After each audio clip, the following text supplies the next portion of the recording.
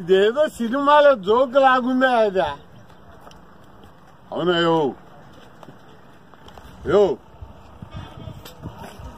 నాకు ఆ దీక్ష అన్నప్పటి నుంచి ఒక సినిమా గుర్తు వస్తుందా?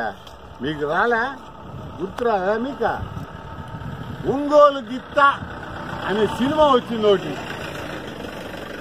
రాము, ప్రకాష్ రాజు, అంటే కరెక్ట్ గా మిర్చి యార్డ్ చైర్మన్ ప్రకాష్ రాజు. ఉదయాన్నే వాళ్ళందరినీ రైతులందరినీ పలకరిస్తాడు. వాళ్ళ కష్టాలన్నిటికీ ఆయన కన్నీరు పెడతాడు. సాయంకాలం అయితే లోటస్ పాండ్లోకి వెళ్ళిపోయి గుడ్డలిప్పేసి, ఏమనుకోకండి, సినిమాలో అదే మాదిరి ఉంది. ప్రకాష్ రాజు గుడ్డలిప్పేసి మందు కొడతాడా లోటస్ పాండ్లో కూర్చో. అదే వాళ్ళ ఇంట్లో, సినిమాలో వాళ్ళ ఇంట్లో, ఈయన లోటస్ పాండ్లో. నాకు నిజంగా అదే గుర్తొస్తుందా, ఆ మాటలు, ఆ చేతలు. అసలు మిరపకాయే తెలీదు ఆ పిల్లోడికి.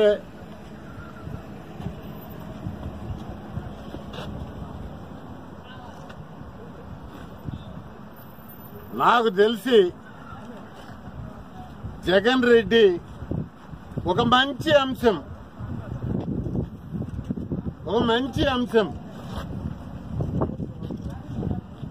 తనకు సంబంధించినటువంటి అంశం మీదే ఈరోజు దీక్ష చేస్తున్నాడు ఆయన. గతంలో చెప్తాను బా, ఎందుకు చెప్పను, ఆయనకి సంబంధించింది అది. తన తండ్రి ముఖ్యమంత్రిగా ఉన్నప్పుడు ఆ పదవిని అడ్డం పెట్టుకొని రాష్ట్ర ప్రజలు, రైతులు కళ్ళల్లో కారం కొట్టి మిరపకాయ రుద్ది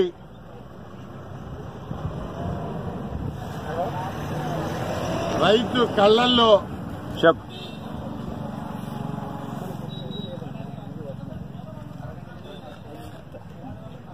మిర్చి పొడి చల్లి 1,00,000 కోట్లు దోచుకున్నాడా అతను. అందుకు చెప్పింది ఆయన దీక్ష అదని. అదేవిధంగా ఈరోజు రైతులను చూసి జపం అయ్యా, జపం కొంగ జపం చేస్తున్నాడు ఇప్పుడు గుంటూరులో కూర్చొని.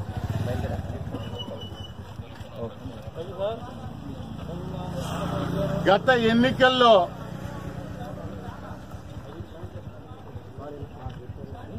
జనమే ఈ స్వామిని మిరపకాయల పొగబెట్టి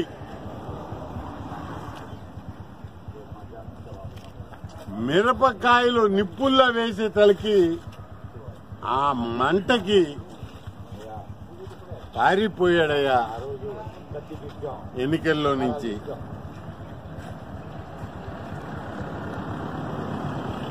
మిరపకాయ ఘాటుకి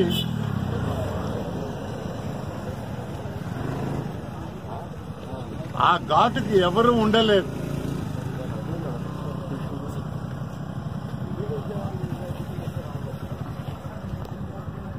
నా ఉద్దేశంలో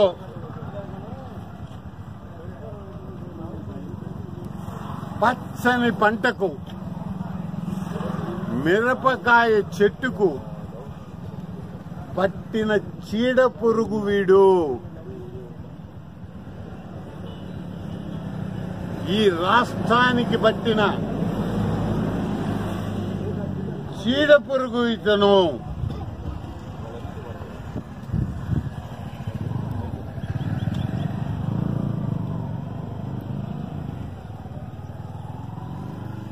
ఓట్లకు పోయినప్పుడు మంటల్లో నిప్పుల్లో మిరపకాయ వేశారు. ఈ మధ్య ఓదార్పు ఏర్చకపోతే పొయ్యిలో మిరపకాయలు వేశారు ఇళ్లలో. నువ్వు పోబ్బా ముందు, మా జీవానికి మేము ఎట్టా ఏడుస్తున్నాం, మళ్ళా వచ్చి నువ్వు ఏడిపియొద్దయా అని ఆ ఇంట్లో వాళ్ళు ఈరోజు ఓదార్పు ఉందని తరివేస్తా ఉంటారు. అది ఆయన పరిస్థితి.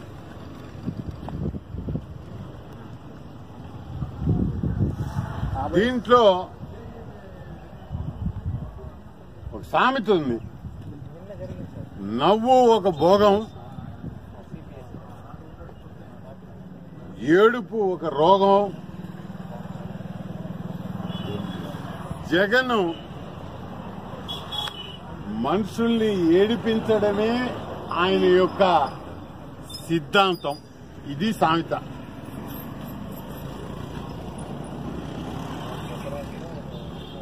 సార్, జగన్ సీఎం నేనే అవుతా, ఈసారి మీ కష్టాలన్నీ తీరుస్తా అంటున్నారు సార్. అవుతాడా ఏంటి? మీ రాజకీయ ప్రధానమంత్రి కూడా అవుతారంట.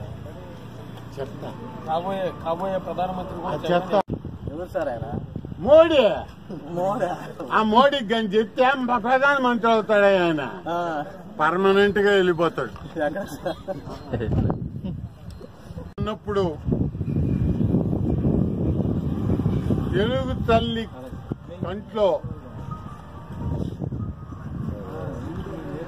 కళ్ళల్లో కారం కొట్టాడు ఇక్కడ. ఇప్పుడు ఏదో వచ్చిందంటున్నారు కదా, ఏదో సెన్సెస్ ఏదో తీశారని సర్వే. ఈ సర్వేలో ఆంధ్ర ఫస్ట్ ఉంది అవినీతి. ఈ రాష్ట్రాన్ని అంటే 17 దాకా వాళ్ళు తీసింది. మేము వచ్చి ఇంకా 2 ఏళ్ళు అయింది. మా 2 ఏళ్లలో కాదు, అంతకుముందు అయ్యగారు దోచుకున్న దాంట్లో వచ్చినటువంటి సర్వే అది. ఆ సర్వేని సరిగ్గా లెక్కలతో కూడా చెప్పలేక బాధపడుతున్నామే కానీ, ఈ సర్వే ప్రకారం చూస్తే ఎక్కువ భాగం రాజశేఖర్ రెడ్డి సమయంలోనే అవినీతి కార్యక్రమాలు జరిగాయి అనేది వాస్తవం.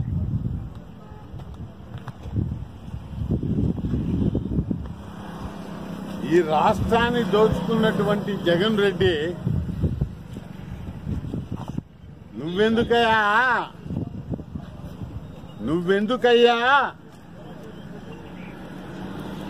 దొంగ ప్రేమ నటిస్తున్నావు ఈరోజు మిరప రైతుల మీద?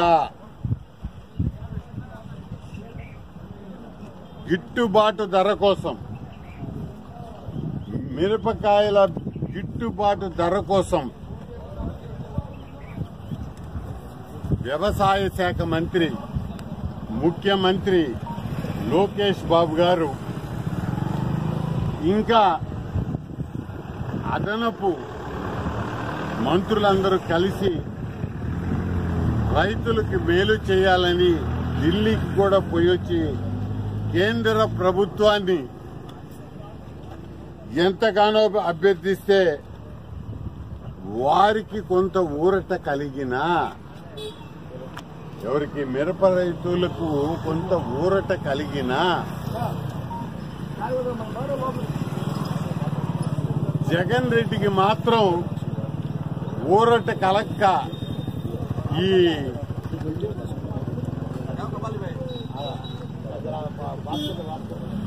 దీక్షలు చేస్తున్నాడు.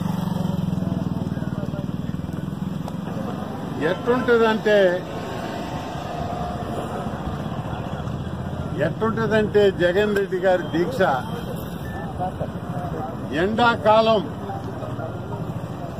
వర్షాలు వస్తే, ఎండాకాలం వర్షాలు ఎలా వచ్చాయి అని ఒక ఉద్యమం చేస్తాడు. వర్షాకాలం ఎండలు కాస్తే వర్షాకాలంలో ఎండలు ఎందుకు వస్తున్నాయి అని దానికి ఒక నిరాహార దీక్ష. ది ఆల్ టుగెదర్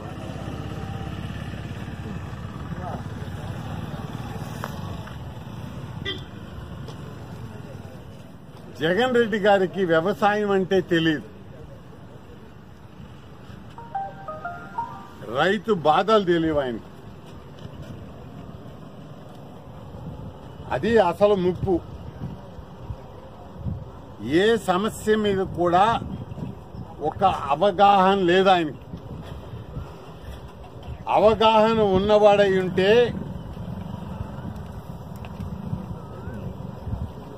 ఈ మాదిరి ఏ సమస్య మీద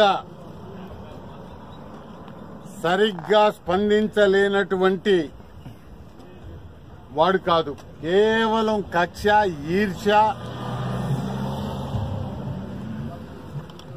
ప్రభుత్వం మీద దుష్ప్రచారం చేయడమే అతని యొక్క విధి. నేను ముఖ్యమంత్రిని అవుతా, నేను ముఖ్యమంత్రిని అవుతా, నేను ముఖ్యమంత్రిని అవుతా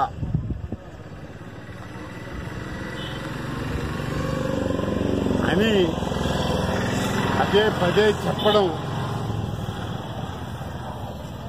ప్రతి దానికి నేను ముఖ్యమంత్రి అయితే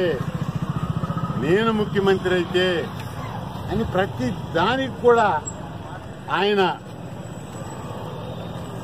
అంటూ ఉంటారు. నువ్వంటే కావబ్బా, నేను ముఖ్యమంత్రి అవుతానంటే కావబ్బా నువ్వు కావు, చంద్రబాబు నాయుడు గారు. ముఖ్యమంత్రి కావాలంటే జనంలో నుంచి రావాలి. ముఖ్యమంత్రి కావాలంటే జనంలో నుంచి రావాలి. ఎవరికైనా, అది ఆయనైనా నేనైనా, ఒక పదవి రావాలంటే జనం కోరుకోవాలండి. ఎవరైతే మా గోడు వింటారో, ఎవరైతే మా ఇబ్బందులను చూస్తారో, ఎవరైతే మా జోబీలు చించకుండా, మమ్మల్ని దోచుకోకుండా మా బిడ్డలకి పట్టెడు అన్నం పెడతారో వాళ్ళని ముఖ్యమంత్రిగా ఎన్నుకుంటారే తప్ప నేను ముఖ్యమంత్రి అవుతా మీ ఆస్తులన్నీ దోచుకుంటా అంటే కుదరదు. ఎవరు ఈ కొత్త రాష్ట్రాన్ని సరైన మార్గంలో పెడతారో, సరైన గాడిలో పెడతారో, తమ బిడ్డలకు ఉద్యోగ అవకాశాలు కల్పిస్తారో వాళ్ళకి మాత్రమే వాళ్ళ ఆశీర్వాదం ఉంటుంది. వాళ్లే ఆ మనిషిని ముఖ్యమంత్రి చేసుకుంటారు. అందుకే చంద్రబాబు నాయుడు గారిని ముఖ్యమంత్రి చేసుకున్నారు జనం. నేను నాకు చెప్పాను అనుకున్నాను, నాకు చెప్పాను కూడా ఇదే.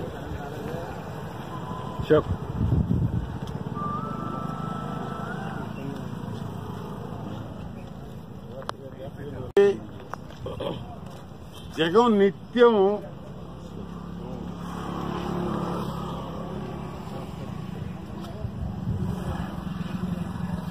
దేవేంద్రుడి సింహాసనం కావాలని కోరుకుంటాడు. ఈ జగన్ అది తేరకుంది ఆయన గీయడానికి. అది కలగనాల్సిందే. నువ్వు కంటూనే ఉండు కళ్ళు.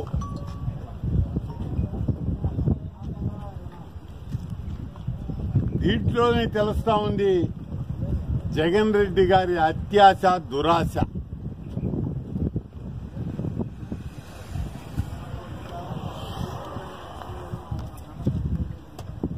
మిర్చి రైతులు గాని, రైతాంగం గాని వారికి తగినటువంటి విషయాల్లో ఏదైనా చెప్పాలి అనుకుంటే, చెప్పదలుచుకుంటే ఒక ప్రతిపక్ష నాయకుడిగా ఇది రైతులకి ఏ విధంగా మంచి చేస్తాము, ఆదుకుంటాము ప్రభుత్వానికి ఒక మంచి సలహాలు ఇవ్వండి, సూచనలు ఇవ్వండి. అవి చేయకపోతే నువ్వు ఉద్యమం చేయి. అది ప్రభుత్వం పట్టించుకోకపోతే నువ్వు ఉద్యమాలు చేయి. ఆందోళన చేయడం అనేది నిజమైన ప్రతిపక్ష నాయకునికి, అవగాహన కలిగినటువంటి ప్రతిపక్ష నాయకుడికి చేసేటటువంటి పని.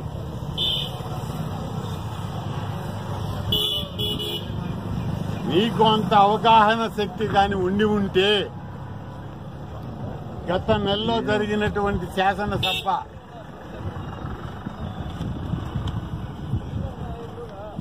సమావేశాల్లో ఒక్క మాటైనా రైతు గురించి మాట్లాడావా?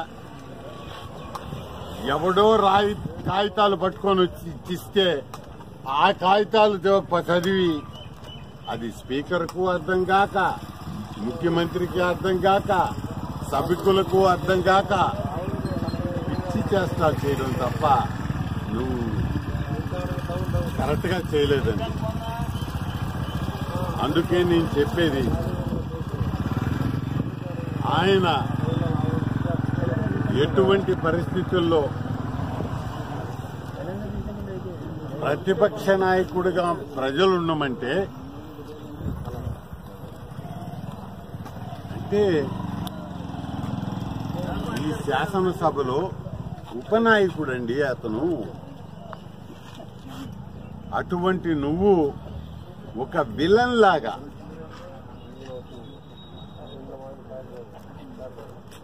అణువణువు తెలుగుదేశం పార్టీ మీద, ప్రభుత్వం మీద ద్వేషాన్ని పెంచుకొని హత్య చేసేటటువంటి వ్యక్తిగా తయారయ్యారు. అందుకే నెలకో ధర్నా, బాడీ ఫిట్నెస్ కోసం 6 ప్యాక్. అయ్యా జగను 6 ప్యాక్స్ 8 ప్యాక్స్ కోసం నెలకోసారి నిరాహార దీక్ష చేయడం, లోటస్ పాండ్ లో పోవడం, ఏసీ వేసుకోవడం, మందు కొట్టుకోవడం, నిద్రపోవడం.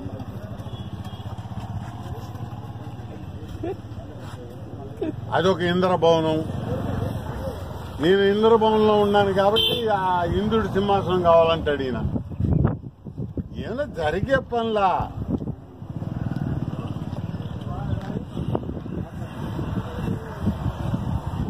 జనం నీకు బాధ్యత అప్పగిస్తే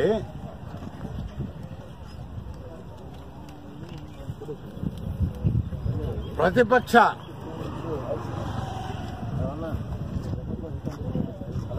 నాయకుని బాధ్యత నీకు అప్పగిస్తే ఒక విలన్ లాగా యాక్ట్ చేస్తున్నావు నువ్వు ఈరోజు.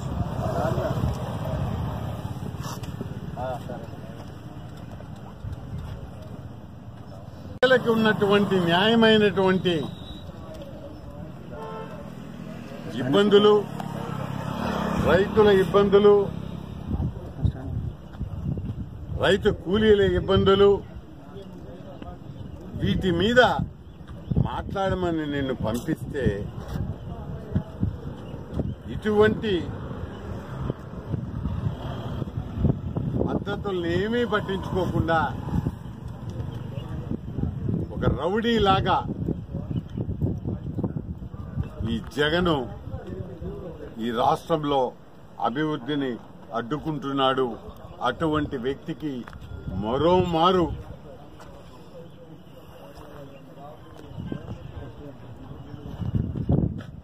జనాలు గుడ్డలిప్పేస్తారు. అయ్యా మరోమారు ఎలక్షన్ లో గుడ్డలిప్పి తరివేది ఖాయం.